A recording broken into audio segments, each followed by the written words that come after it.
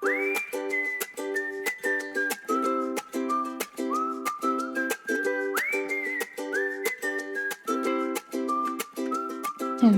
se topește în gură. Vă salut cu mare drag și mă bucur să ne revedem!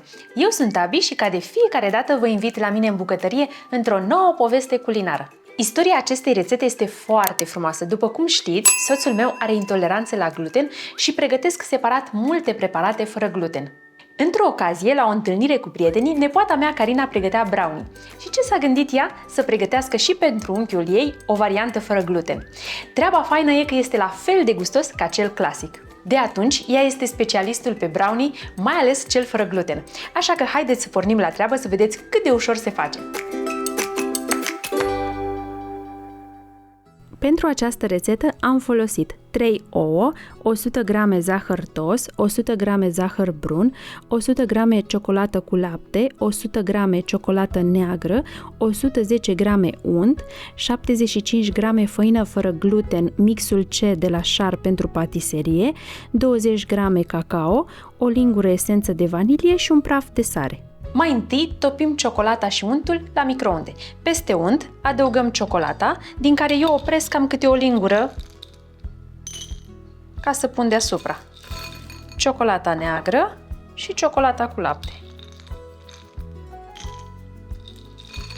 Și topim la microunde pentru aproximativ 1 minut sau până începe să se topească. Mai amestecăm dacă nu s-a topit complet și mai punem din nou la microunde pentru câteva secunde. Amestecăm și dacă mai sunt bucăți de ciocolată netopite, mai punem din nou la microunde pentru câteva secunde.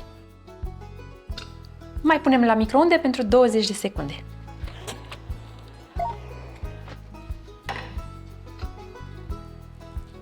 Și amestecăm din nou.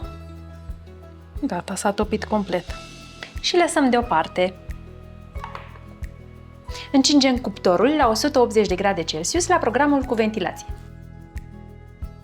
Într-un bol, spargem ouăle, peste care adăugăm zahărul brun, zahărul alb și praful de sare. Și mixăm până devine o cremă.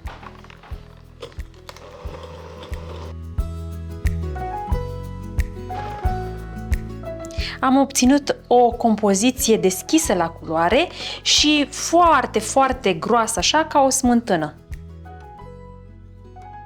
Oprim mixarea, adăugăm ciocolata topită mai devreme și esența de vanilie. Și mixăm scurt cât să le combinăm.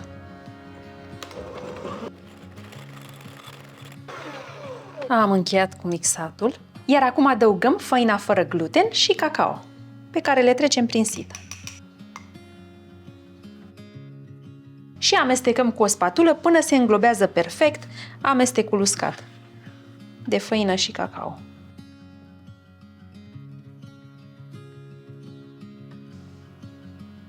Așa arată la final.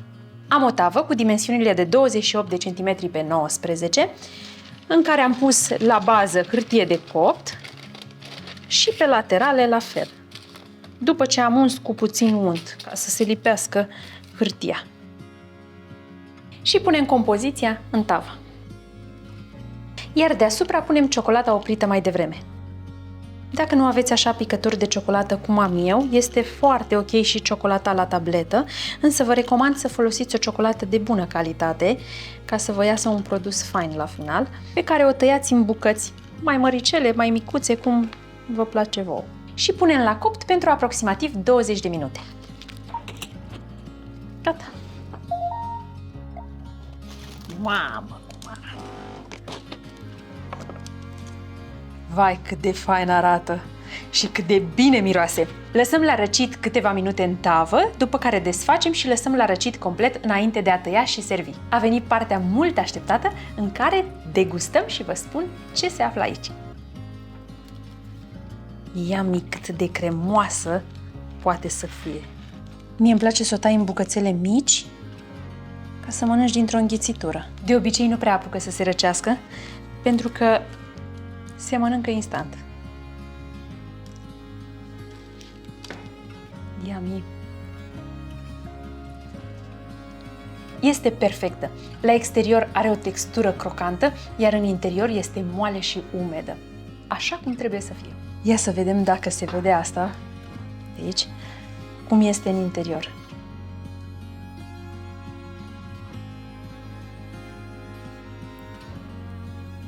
Uite cât de fain arată înăuntru.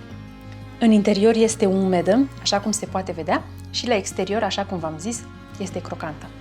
Ți se topește în gură.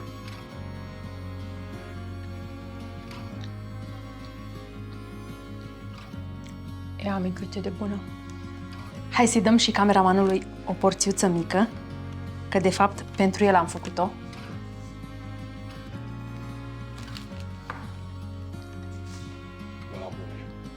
E bună, așa-i? E bună de mori. Eu zic că nu are cum să nu vă iasă acest minunat desert care este atât de ușor de pregătit. Vă garantez că îl veți îndrăgi. Dacă v-a plăcut rețeta noastră de astăzi și ne-ați urmărit până la sfârșit, dați un like, iar noi vă mulțumim. Verificați să aveți clopoțelul pentru notificare activat, apoi distribuiți acest video prietenilor voștri. De asemenea, vă mulțumim foarte mult pentru comentariile voastre și pentru susținere. Până data viitoare, nu uitați, brownie fără gluten are alt gust atunci când îl pregătești cu plăcere. La revedere!